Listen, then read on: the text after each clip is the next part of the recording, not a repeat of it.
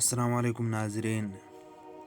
خلیفہ مامون رشید نے ایک مرتبہ اپنے وزیر سے کہا، علماء میں سے کسی ایسے عالم کو میرے پاس لاؤ جس نے کوئی انتہائی حیرت انگیز بات سنی ہو یا بچشم خود دیکھی ہو۔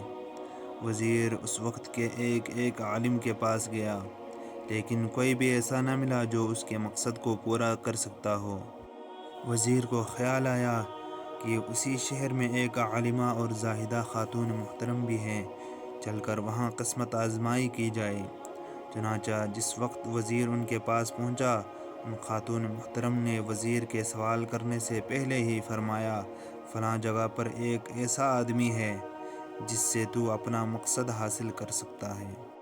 جب وزیر اس عارفہ کے بتلائے ہوئے پتہ پر پہنچا تو کیا دیکھتا ہے کہ وہاں ایک ایسا شخص موجود ہے جس کے نہ ہاتھ ہیں، نہ پیر، نہ آنکھیں، وہ بالکل اپاہج۔ وزیر نے سوچا کہیں ان خاتون محترم نے مذاق تو نہیں فرمایا، پھر ان کے پاس لوٹ کر آیا اور کیفیت بیان کی۔ ان عارفہ نے فرمایا، اے وزیر، بادشاہ کو اس شخص کے ہاتھ، پیر، آنکھ سے تو کوئی مطلب نہیں، کام زبان سے ہے اور زبان اس کے منہ میں موجود ہے۔ اے وزیر، تو اسی شخص کو بادشاہ کے پاس لے جا، اس لیے کہ وہ ایک انتہائی عجیب اور عمدہ بات جانتا ہے۔ چنانچہ وزیر اس کو حوض میں بٹھا کر مامون رشید کے پاس لے گیا۔ مامون رشید نے اس سے سوال کیا، اے شخص، تم ایسے ہی اپاہج پیدا ہوئے ہو یا بعد میں کسی حادثہ کے سبب تم میں یہ عیوب پیدا ہوئے ہیں؟ اس نے جواب دیا، اے امیر المومنین، یہ سب ایک حادثہ کا نتیجہ ہے۔ میں ایک بہت مالدار تاجر تھا۔ میرے پاس ایک بحری جہاز بھی تھا جس کے ذریعہ میں دوسرے ممالک میں تجارت کرتا تھا۔ ایک دفعہ میں جہاز میں مال لا رہا تھا، میرے ساتھ 1000 مسلمان بھی تھے۔ ہم لوگ روانہ ہوئے، ایک دن اچانک ایک چٹان سامنے آئی، جہاز اس سے ٹکرا کر ٹکڑے ٹکڑے ہو گیا، سب لوگ ڈوب گئے۔ میں نے کسی صورت ایک تختے کا سہارا لے لیا، وہ تختہ موجوں کی روانی کے ساتھ کبھی دائیں اور کبھی بائیں بہتا رہا۔ موجوں نے میرے تختے کو ایک بہت بڑے پہاڑ کے سوراخ میں دھکیل دیا۔ میرا تختہ اس سوراخ میں پانی کے اوپر نہ جانے کب تک بہتا رہا۔ کچھ عرصہ بعد میں نے زمین کی صورت دیکھی، لیکن وہ زمین ہماری زمین کی طرح نہ تھی، بلکہ اس کا رنگ پیلا تھا۔ میں نے وہاں اتر کر وضو کیا اور 2 رکعت نماز پڑھی۔ نماز سے فارغ ہو کر چاروں طرف نگاہ دوڑائی تو کچھ دور ایک مکان نظر آیا۔ میں اس کی طرف چل دیا۔ قریب پہنچ کر معلوم ہوا کہ وہ ایک بہت وسیع آباد محل ہے۔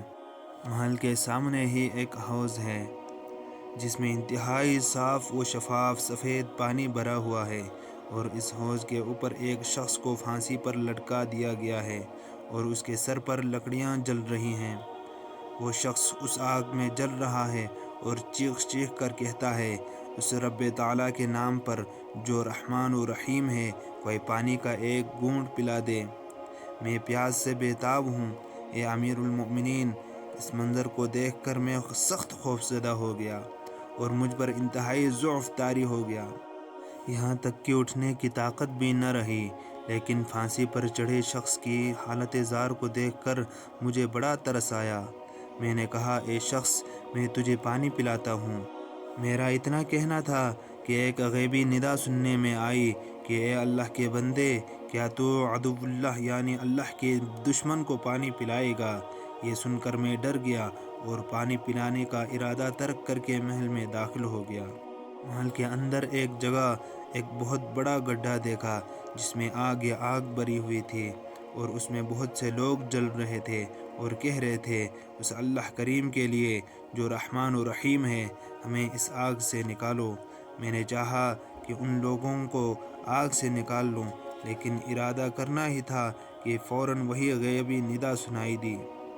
گھبرا کر محل سے باہر نکل آیا۔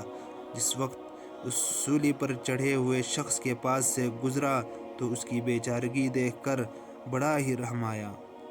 پانی لے کر پلانے کا ارادہ کیا ہی تھا کہ پھر وہی غیبی ندا سنائی دی، ہم نے تجھے پہلے بھی منع کیا تھا لیکن تو باز نہیں آیا، ہم نے تجھے یہ سزا دی کہ تیرے اعضاء ختم ہو جائیں گے۔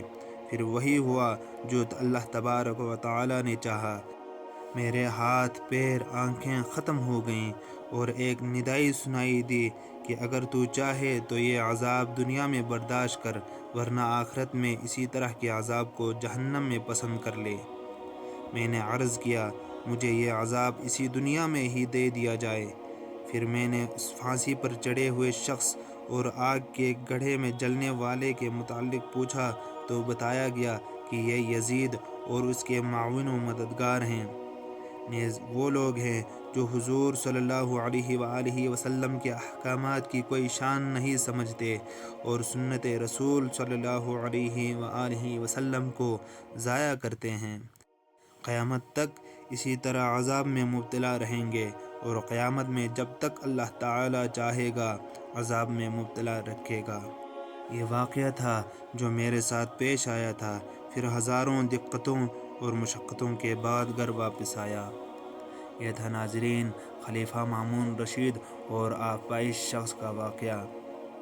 اللہ تبارک و تعالی سے دعا ہے کہ اللہ پاک ہمیں ایسے واقعات سے عبرت حاصل کرنے کی توفیق عطا فرمائے، اپنے حبیب کی سنتوں پر عمل پیرا ہونے کی توفیق عطا فرمائے، آمین بجاہ سید المرسلین۔